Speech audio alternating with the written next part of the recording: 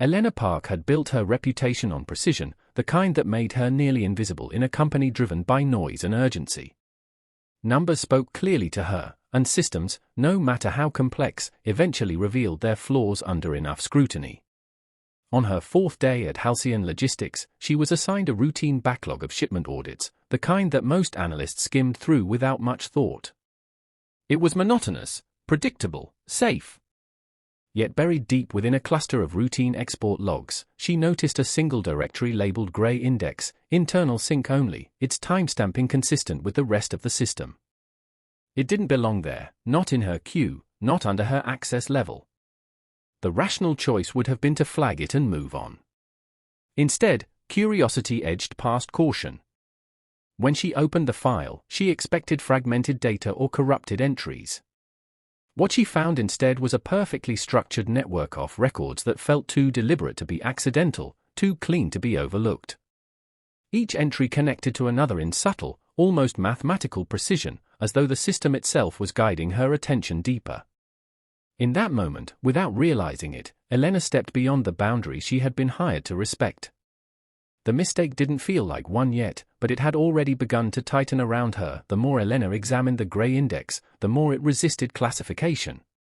At first glance, the data mirrored legitimate shipment routes, cargo moving between major global ports, timestamps aligning with standard logistics operations. But the deeper she went, the more unnatural it became. Every 10th record contained a synchronization marker that didn't exist in any company protocol, repeating with mechanical consistency across continents and time zones. The timestamps were exact down to the second. Impossibly so in a system that relied on human input and variable infrastructure. There were no delays, no human errors, no noise, just perfection. Elena attempted to reconcile the data through internal validation tools, but each attempt returned the same neutral result, no anomaly detected. That, more than anything, unsettled her. Systems were never flawless, perfection was its own kind of error. When she brought the file to Marcus Vale, her team lead, his reaction was swift but controlled.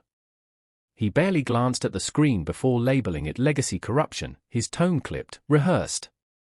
Yet Elena noticed something he likely hadn't intended to reveal, a brief hesitation, a flicker of recognition that vanished as quickly as it appeared. It wasn't ignorance that drove his dismissal, it was containment. And that realization planted a seed of unease that refused to fade. Whatever she had found, it wasn't broken, it was hidden. The message arrived hours later, long after most of the office had emptied and the hum of activity had faded into a low mechanical silence. Elena was alone at her workstation, the glow of her monitors reflecting faintly against the glass walls around her, when her secure device vibrated with a notification that bypassed every known protocol. There was no sender, no routing trace, no metadata, just a single line of text: stop reviewing Gray Index records.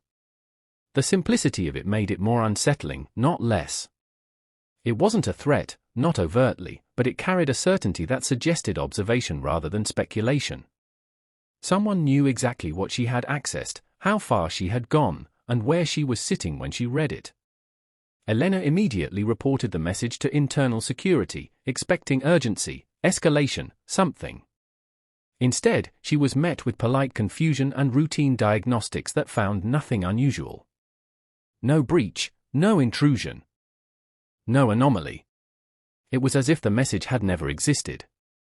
When she showed Marcus, his composure remained intact, but his response shifted. He didn't dismiss it this time. He told her to ignore it, to log off early, to let the system handle itself. But there was a subtle tension beneath his words, a pressure that hadn't been there before. Elena began to understand that the warning wasn't meant to scare her away, it was meant to measure her reaction. And the fact that she didn't stop, didn't walk away, only confirmed that she had already crossed into something far more controlled than she had imagined. Driven by equal parts logic and defiance, Elena stayed late again, isolating her workstation from the main network and digging deeper into the Gray Index structure. What she uncovered this time wasn't just data, it was architecture.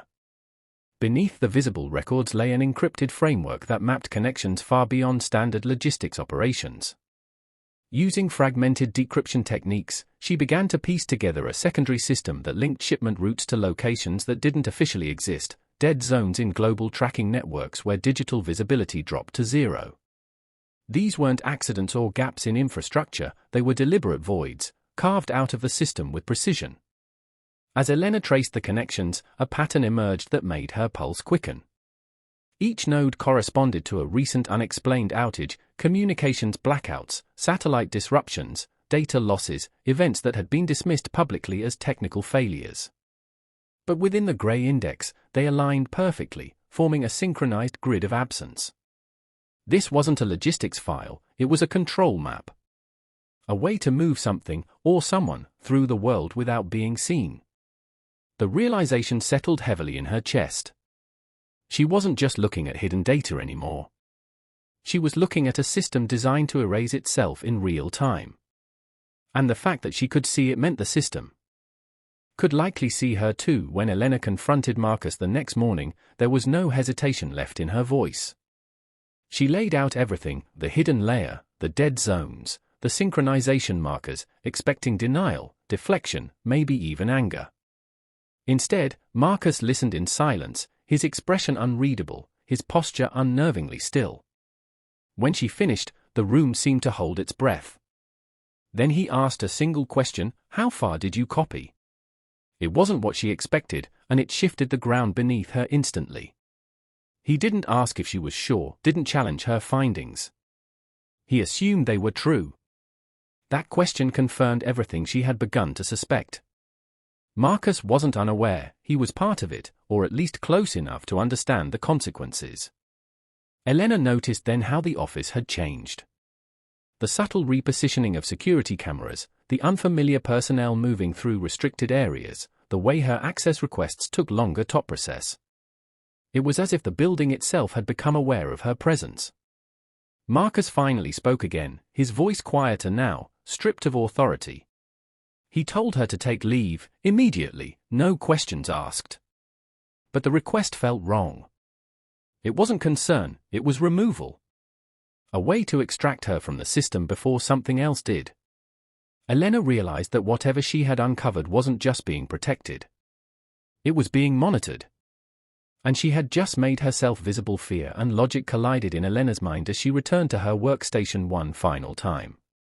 Every instinct told her to walk away, to let the system bury itself again. But the pattern, the structure, the sheer scale of what she had uncovered, it demanded proof. Something tangible, something that couldn't be erased with a keystroke. Her decision was swift and irreversible. She inserted an external drive and began copying the gray index dataset in its entirety, bypassing internal safeguards with a precision that came from years of quiet expertise. For a moment, everything seemed normal. The progress bar moved steadily, the system remained silent. Then, without warning, the screen froze. One by one, her access points shut down, files locked, credentials revoked, system permissions erased in real time. It wasn't a malfunction. It was a response. The building lights flickered subtly as if acknowledging the shift, and a cold realization settled over her. The system had been waiting for this exact action. Within seconds, her digital identity vanished from the network completely. No records, no login history, no employment trace. She had effectively deleted herself by trying to preserve the truth. As she pulled the drive free, her hand steadied not with confidence, but with the understanding that she had triggered something far beyond her control. The mistake wasn't opening the file. It was thinking she could take it with her. By the time Elena reached the first set of coordinates from memory, the world already felt different, quieter in a way that suggested absence rather than peace. The facility she stood before was abandoned, its structure intact but hollow, stripped of any sign of recent activity. Yet the ground told a different story: faint tire marks, displaced gravel, the subtle imprint of movement that had vanished hours before her arrival. She moved carefully, scanning the area, her senses heightened by the weight of what she carried. The drive in her pocket felt heavier than it should, as though it contained more than data. As she checked the coordinates again, a distant hum barely registered at the edge of her hearing, too controlled to be environmental, too precise to be random. Surveillance.